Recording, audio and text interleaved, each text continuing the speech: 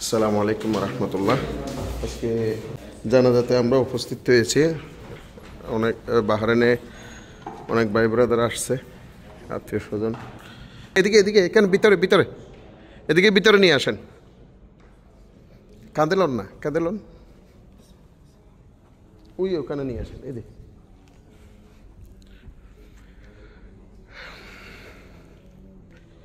মাথা কোন দিকে? মাথা ওদিকে নেন ভাইয়া, মাথা ওদিকে নেন, মাথা এদিকে নেন।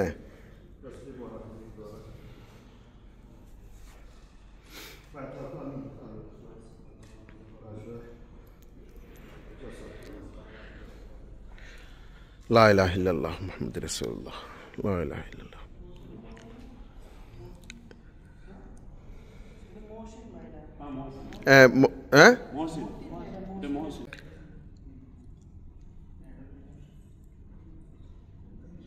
আজকে মঙ্গলবার, যিনি মহসিন ভাইয়ের জানাজাতে আমরা উপস্থিত হয়েছি, যিনি হামিস এরিয়াতে অ্যাক্সিডেন্ট করেছিল।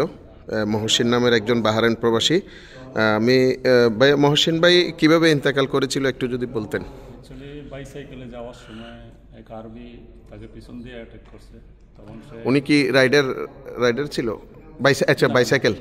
হ্যাঁ, কাজে যাচ্ছিল নাকি? কাজে না, অ্যাকচুয়ালি ফ্রাইডে তো ছুটির দিন ছিল। আচ্ছা, 25 তারিখে। আচ্ছা, তারপর ওনার বড় ভাইয়ের ছেলে হয়েছে। আচ্ছা, শুক্রবারে বড় ভাইয়ের ছেলে হয়েছে। তারপর উনি দেশে টাকা পাঠানোর জন্য সাইকেলে করে টাকা পাঠাতে গেছে। ব্যাংকে গেছিল। ব্যাংকে টাকা পাঠিয়ে আসার সময় এই অ্যাক্সিডেন্টটা হয়েছে। আপনারা কি সাথে সাথে জানতে? আপনারা কি রুমমেট? না, রুমমেট না, আমি মানামা থাকি। আচ্ছা, জিদাফে। উনি কি আপনার রিলেশন? আমার ভাতিজা লাগে। আচ্ছা, একই বাড়ি। হোম ডিস্ট্রিক্ট কোথায়? কুমিল্লা। কুমিল্লা কোন থানা, কোন গ্রাম একটু বলবেন? কুমিল্লা তিতাস উপজেলা, নারায়ণদিয়া ইউনিয়ন, ভাটিবন গ্রাম। ওনার রুমমেট কেউ আসছেন এখানে? না, রুমমেট কেউ নেই। হ্যাঁ, ওটার খালাতো ভাই আছে, কিন্তু রুমমেট নেই। খালাতো ভাই না? কত বছর ধরে ভাইয়া উনি বাহরাইনে আছে? 7 থেকে 8 বছর।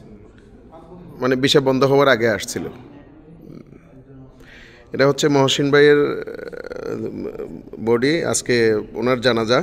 আজকে হচ্ছে মঙ্গলবার 29 তারিখ, 29শে জুলাই। আগামীকাল 30শে জুলাই সকাল 9টা 9:30টার দিকে ঢাকা এয়ারপোর্টে ওনার ডেড বডি পৌঁছাবে। ওনার পরিবার রিসিভ করবে। আপনারা জানতে পেরেছেন উনি কীভাবে ইন্তেকাল করেছেন।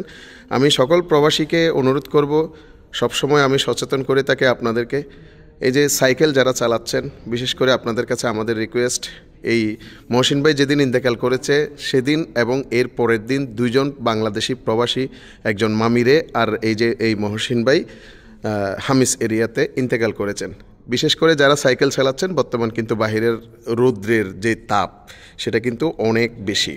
এই রৌদ্রের তাপের কারণে আমরা অনেক সময় সাইকেল চালাতে গিয়ে আমরা নিজের মস্তিষ্ক, যেই বাহিরের যেই সেন্সিটিভ যেটা আছে ওটা আমরা হারিয়ে ফেলি। সেজন্য অনেক সময় আমরা গাড়ির রাস্তা পারাপার হওয়ার সময় আমাদের মনে থাকে না যে আরেক দিক থেকে গাড়ি আসতেছে। তো আমি বলবো না যে আপনাদের দোষ, তারপরও কে কোন দিকে গাড়ি চালাচ্ছে সেটা একটু খেয়াল করবেন। তারপর আপনারা কি রাস্তা পারাপার হবেন। সো আপনাদের কাছে অনুরোধ থাকবে, সবসময় সচেতন থাকবেন। রাস্তা পারাপার হওয়ার সময় একটু খেয়াল করে রাস্তা পার হবেন।